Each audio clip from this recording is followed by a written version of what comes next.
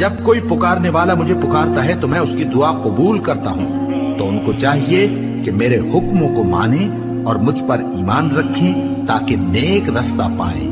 روزوں کی راتوں میں تمہارے لیے اپنی عورتوں کے پاس جانا جائز کر دیا گیا ہے۔ وہ تمہاری پوشاک ہیں اور تم ان کی پوشاک ہو۔ اللہ کو معلوم ہے کہ تم ان کے پاس جانے سے اپنے حق میں خیانت کرتے تھے، سو اس نے تم پر مہربانی کی اور تمہاری حرکات سے درگزر فرمائی۔ تو اب تم کو اختیار ہے کہ ان سے مباشرت کرو، اور اللہ نے جو چیز تمہارے لیے لکھ رکھی ہے یعنی اولاد، اس کو اللہ سے طلب کرو اور کھاؤ اور پیو، یہاں تک کہ صبح کی سفید دھاری رات کی سیاہ دھاری سے الگ نظر آنے لگے۔ پھر روزہ رکھ کر رات تک پورا کرو، اور جب تم مسجدوں میں اعتکاف بیٹھتے ہو تو ان سے مباشرت نہ کرو، یہ اللہ کی حدیں ہیں، ان کے پاس نہ جانا۔ اسی طرح اللہ اپنی آیتیں لوگوں کے سمجھانے کے لیے کھول کھول کر بیان فرماتا ہے تاکہ وہ پرہیزگار بنے، اور آپس میں ایک دوسرے کا مال ناحق نہ کھاؤ اور نہ اس کو رشوتاً حاکموں کے پاس پہنچاؤ تاکہ لوگوں کے مال کا کچھ حصہ ناجائز طور پر کھا جاؤ، اور اسے تم جانتے بھی ہو۔ اے پیغمبر، لوگ تم سے نئے چاند کے بارے میں دریافت کرتے ہیں کہ گھٹتا بڑھتا کیوں ہے۔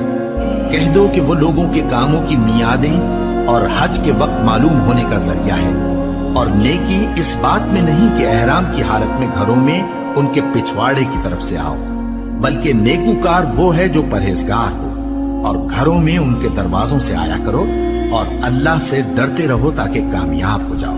اور جو لوگ تم سے لڑتے ہیں تم بھی اللہ کی راہ میں ان سے لڑو، مگر زیادتی نہ کرنا، کہ اللہ زیادتی کرنے والوں کو دوست نہیں رکھتا۔ اور ان کو جہاں پاؤ قتل کر دو، اور جہاں سے انہوں نے تم کو نکالا ہے یعنی مکے سے، وہاں سے تم بھی ان کو نکال دو۔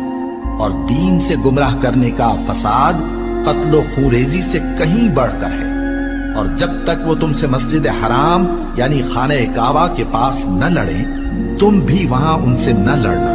ہاں، اگر وہ تم سے لڑیں تو تم ان کو قتل کر ڈالو، کافروں کی یہی سزا ہے۔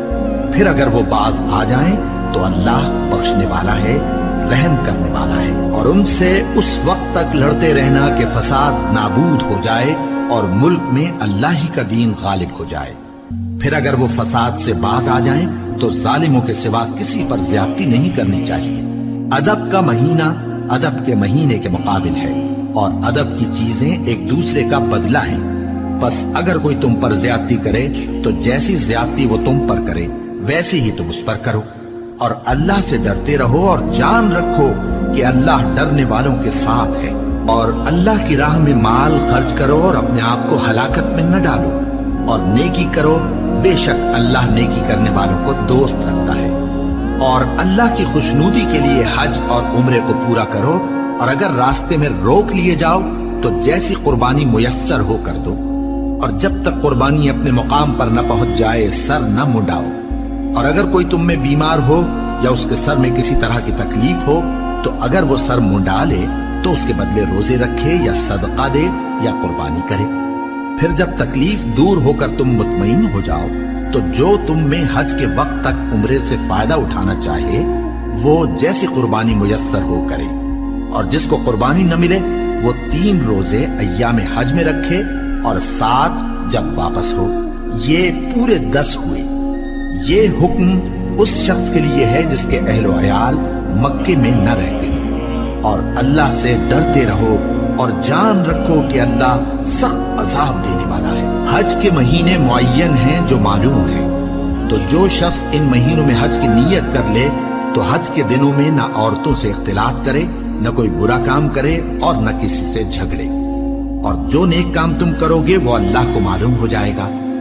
اور زاد راہ یعنی رستے کا خرچ ساتھ لے جاؤ، کیونکہ بہترین زاد راہ پرہیزگاری ہے۔ اور اے اہل عقل، مجھی سے ڈرتے رہو، اس کا تمہیں کچھ گناہ نہیں کہ حج کے دنوں میں بذریعہ تجارت اپنے پروردگار سے روزی طلب کرو۔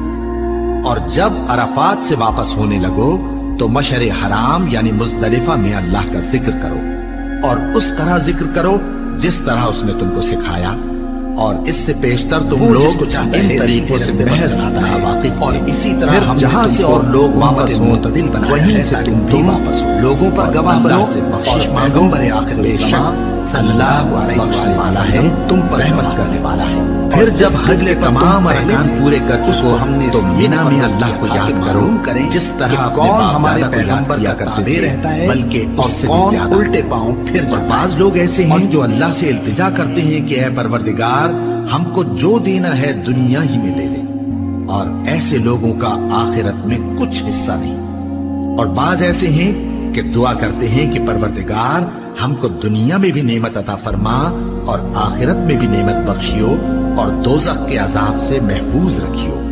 یہی لوگ ہیں جن کے لیے ان کے کاموں کا حصہ یعنی اجر نیک تیار ہے، اور اللہ جلد حساب لینے والا ہے۔ اور قیام منا کے دنوں میں جو گنتی کے دن ہیں اللہ کو یاد کرو۔ اگر کوئی جلدی کرے اور 2 ہی دن میں چل دے تو اس پر بھی کچھ گناہ نہیں، اور جو بات تک ٹھہرا رہے اس پر بھی کچھ گناہ نہیں۔ یہ باتیں اس شخص کے لیے ہیں جو اللہ سے ڈرے، اور تم لوگ اللہ سے ڈرتے رہو اور جان رکھو کہ تم سب اس کے پاس جمع کیے جاؤ گے۔